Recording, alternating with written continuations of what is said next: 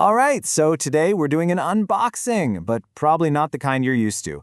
We're going to crack open Kaveri, the new Grade 9 English textbook, to really dig into the vision behind it and see what makes it tick. What if a textbook could be more than just, a collection of lessons? What if it could be a window into a whole new way of thinking? A tool that's designed not just to teach, but to actually transform. That's the huge ambition we're talking about with this book. Okay, so to really get what this textbook is about, we've got to start with the why.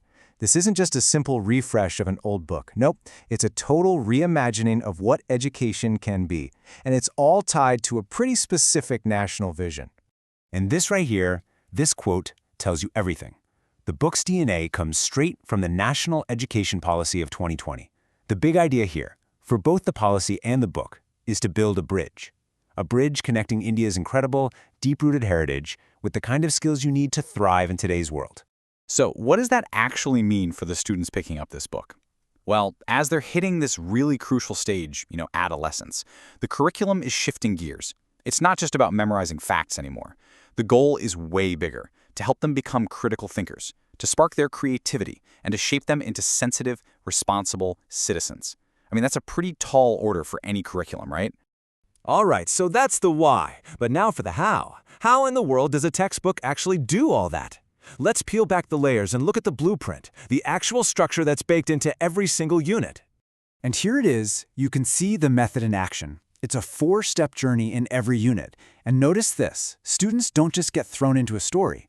First, they're asked to connect the theme to their own lives. Then they read, then they check if they got it, and then they're pushed to really think critically about it. It's this very deliberate path from, hey, this is kind of like my life, all the way to some really deep analysis.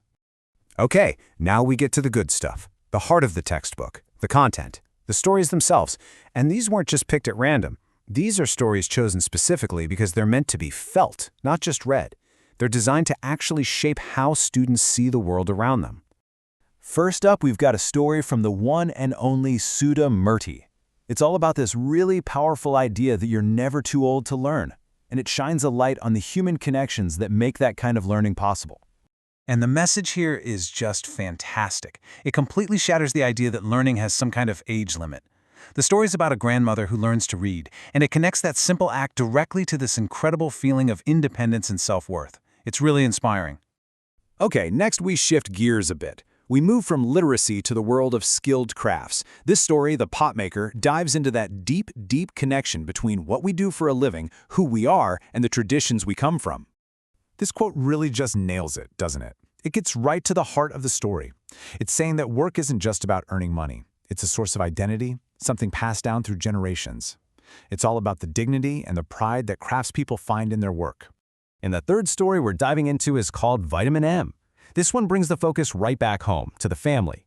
It's a really sensitive exploration of the bonds between different generations and why empathy is so important. What makes this story so powerful is just how relatable it is. It takes these big, kind of abstract ideas, like dignity and empathy, and grounds them in the small, everyday moments of life. We see it all unfold through the changing relationship between a boy and his grandfather, which makes it feel so real. And the book's focus goes beyond just the stories. It's really holistic. They've included information on child safety and the child line number, 1098. And that right there, that tells you something. It signals a real commitment to creating a learning environment that's not just educational, but also safe and supportive. All right, so we've talked about the stories. Now let's switch over from prose to poetry. The poems you'll find in Kaveri really echo the same big themes we've been seeing: heritage, work, humanity, but they do it through the really beautiful, compact form of verse. So check this out. We have 2 poems here that tackle heritage from totally different angles. On one hand, you've got Bharat, Our Land, which is big, it's grand, it's about national pride in the country's amazing spiritual and natural heritage. But then you have Gifts of Grace, which is much more intimate. It's a tribute to individual jobs, celebrating the dignity of skilled work. So you've got 2 different scales, but they're both getting at the same core value. And then there's this poem. It tells the story of a race where the whole idea of what it means to win gets completely flipped upside down. The message in this one is just wow. It captures this incredible moment where empathy completely wins out over competition. It's suggesting that the real victory, the true win, isn't about being the first across the finish line. It's about making sure everyone gets there together, about lifting each other up. So you might be wondering, who are the minds behind all this? Who actually put this thing together? And it's a really important question because the incredible diversity of the team is exactly what gives this book its unique flavor and depth.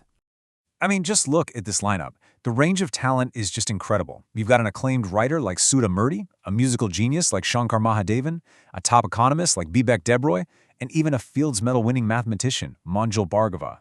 This just goes to show that the vision wasn't cooked up in a small room of educators. No, this was crafted by leaders from the arts, science, and public policy. It's a true collaboration. And the quality of the writing? It's absolutely top tier. We're talking about works from authors who are Nobel laureates, Padma Award winners, Sahitya Akademi Award winners. I mean, the list goes on. This selection guarantees that students are reading some of the absolute best literature out there. Period. Okay, so we've looked at the why, the how, and the what.